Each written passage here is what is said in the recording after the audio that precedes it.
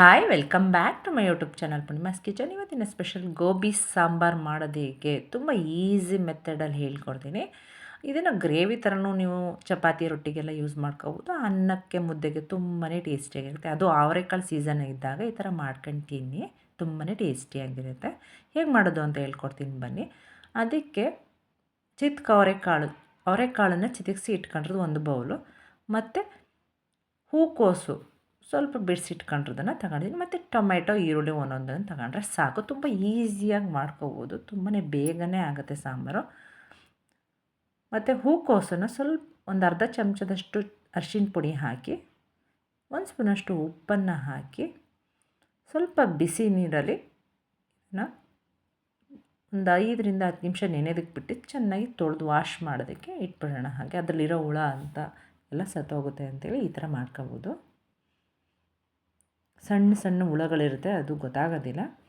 ಈ ಥರ ಮಾಡೋದ್ರಿಂದ ಅದರಲ್ಲಿರೋ ಹುಳ ಎಲ್ಲ ಹೋಗುತ್ತೆ. ಒಂದು ಸ್ಟೈನರ್ ಬಸ್ತಿಡೋಣ ಅದನ್ನು. ನಂತರ ಮಸಾಲೆಗೆ ಸ್ವಲ್ಪ ತೆಂಗಿನಕಾಯಿ, ಸ್ವಲ್ಪ ಟೊಮ್ಯಾಟೊ, ಕಟ್ ಮಾಡಿಟ್ಕೊಂತ ಈರುಳ್ಳಿ, ಒಂದು ಈರುಳ್ಳಿ ಟೊಮೆಟೊಲ್ಲೇ ಅರ್ಧ ಹಾಕೊಂಡ್ರೆ ಸಾಕು. ನಂತರ ಸಾಂಬಾರು ಪೌಡರ್, ನೀವು ಮನೇಲೇ ಇಟ್ಕೊಂಡ್ರೆ ಅಂತ ಸಾಂಬಾರು ಪೌಡರು ಒಂದು 2 ಸ್ಪೂನಷ್ಟು ಹಾಕ್ತಾಯಿದ್ದೀನಿ.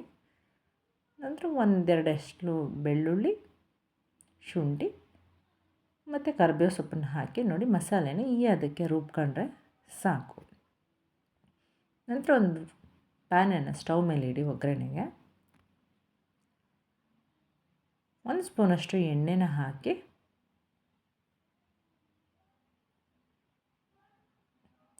ಒಗ್ಗರಣೆಗೆ ಬೇಕಾಗಿರುವಂಥ ಸಾಮಾನು ಸಾಸಿವೆ, ಜೀರಿಗೆ ಎಲ್ಲನೂ ಹಾಕಿ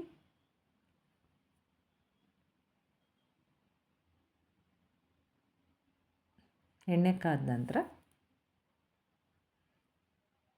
ಸಾಸಿವೆ, ಜೀರಿಗೆ, ಒಣಮೆಣಸಿನ್ಕಾಯಿ,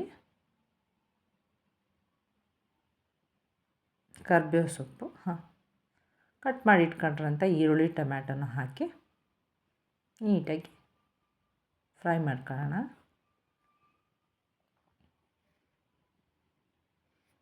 ನಂತರ ಅದಕ್ಕೆ ಚಿತಿಸ್ಕೊಂಡು ಇಟ್ಕೊಂಡ್ರಂಥ ಅವರೆಕಾಳನ್ನು ಹಾಕಿ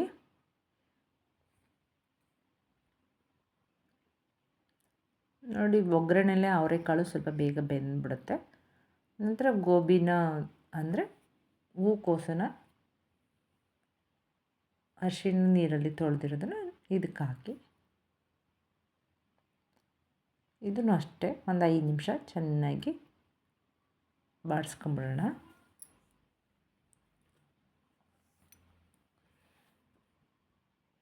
ಇದು ಮೀಡಿಯಮ್ ಫ್ಲೇಮಲ್ಲೇ ಇಟ್ಕೊಂಡು ಮಾಡಿ. ನಂತರ ರುಬ್ಬಿಟ್ಕೊಂಡ್ರಂಥ ಮಸಾಲೆ ಹಾಕ್ಬಿಟ್ಟು ನಿಮಗೆ ಎಷ್ಟು ನೀರು ಬೇಕೋ ಅಷ್ಟು ನೀರು ಹಾಕ್ಕೊಂಡ್ರೆ, ಸ್ವಲ್ಪ ನೀರು ಹಾಕೊಂಡ್ರೆ ನೀವು ಗ್ರೇವಿ ಥರ ಮಾಡ್ಕೊಂಡು ಸ್ವಲ್ಪ ನೀರು ಜಾಸ್ತಿ ಹಾಕೊಂಡ್ರೆ ಇದನ್ನು ಸಾಂಬಾರು ಥರನೂ ಮಾಡ್ಕೋಬೋದು.